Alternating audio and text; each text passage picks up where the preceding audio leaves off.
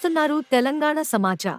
CM Revanth రెడ్డికి కృతజ్ఞతలు తెలిపిన మానకొండూరు ఎమ్మెల్యే కవ్వంపల్లి నేడు తెలంగాణ అసెంబ్లీ సమావేశాలలో భాగంగా ఎస్సీ ఉపకులాల వర్గీకరణ బిల్లు అసెంబ్లీలో ఆమోదం పొందిన సందర్భంగా మానకొండూరు ఎమ్మెల్యే కరీంనగర్ జిల్లా కాంగ్రెస్ కమిటీ అధ్యక్షులు డాక్టర్ కవ్వంపల్లి సత్యనారాయణ గారు పలువురు దళిత శాసనసభ్యులతో కలిసి ముఖ్యమంత్రి రేవంత్ రెడ్డి గారిని కలిసి కృతజ్ఞతలు తెలియజేయడం జరిగింది.